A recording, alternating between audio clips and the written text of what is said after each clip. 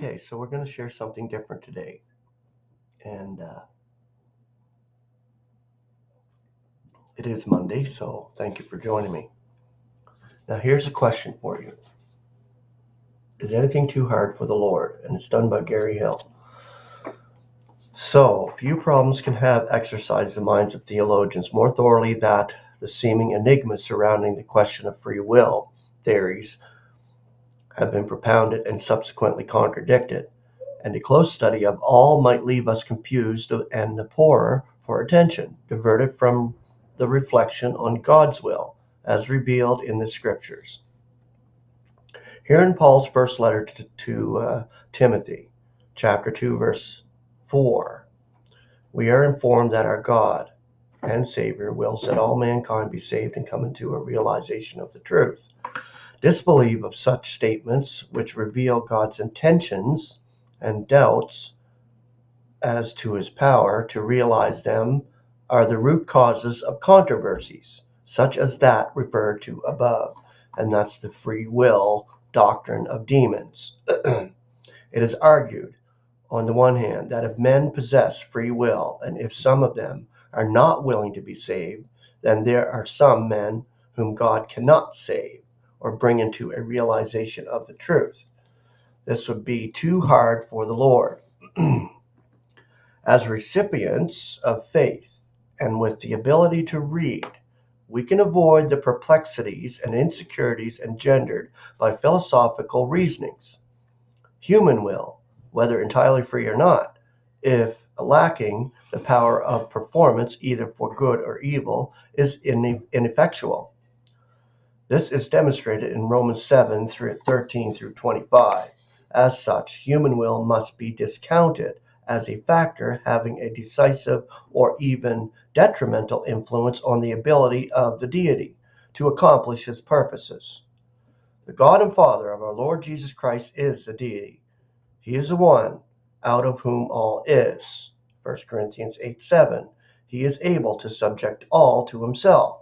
Philippians 3:21. He is all-powerful. His capabilities are limitless. How he will exercise his resources in reconciling the so-called incorrigibly wicked is a problem fit for the display of another of his unparalleled attributes, his wisdom.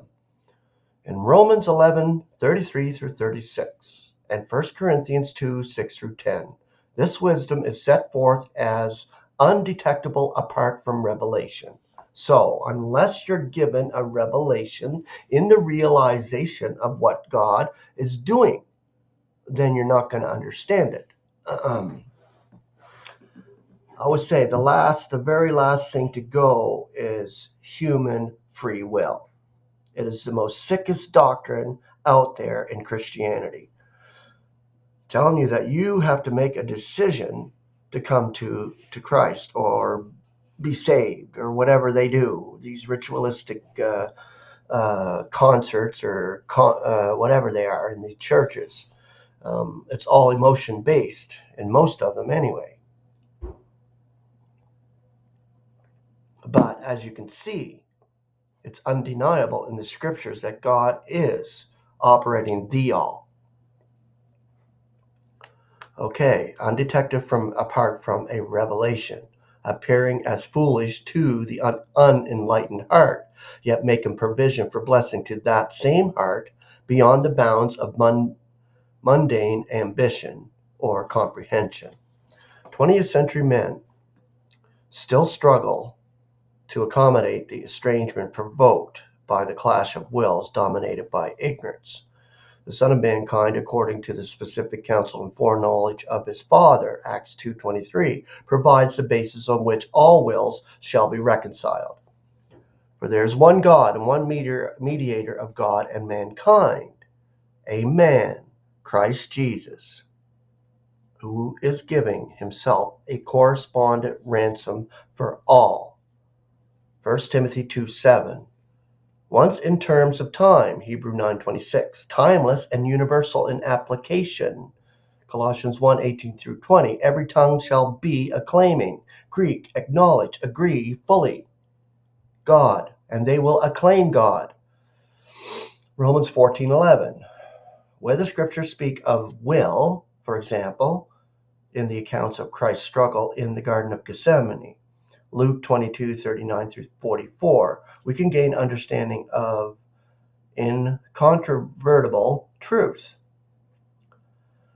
In the study of these passages, it will be ideal if we can exclude the products of human reasoning. This is the problem: human reasoning, human philosophy, human understanding. We know nothing. Literally, we know nothing unless God gives it to us. And that's the truth right there. Because unless you were given a realization of your calling, you would not know who you are in the body of Christ. That's God given. And it's the faith of Jesus Christ that you've been given, that measure to understand who you are in the body. Okay. Which may tend to dim our perception of the glories of God's Son. What we can be assured of is that the will of the deity and that of his Son were brought into harmony in an act of service at the cost of great suffering to both. See 2 Samuel chapter 18, verse 33. And the full context surrounding this experience of one said in Scripture to be a man after God's own heart. God, when granting an understanding of his wisdom, is able to turn even the hardest of hearts to the source which created it. Romans 11:32. So has he done with all believers. Romans 5:10. For we, being enemies, were conciliated to God through the death of his Son. Throughout history, for those who have faith, God has displayed his omnipotence. Yet when making a demonstration of his will and willingness to be reconciled, shunning the employment of the unlimited power to impress the senses, either by inducement or coercion, he approaches and makes himself known in the person of his Son, being his express image in abject weakness as exemplified in the death of the cross. Philippians 2:6-11. When God acts as judge, leaving aside mercy, then men's intentions, however well motivated, cannot save them from the penalties of infractions. The exactions required by law leaves men dead in a state of oblivion, unable to profit from mistakes or serve God.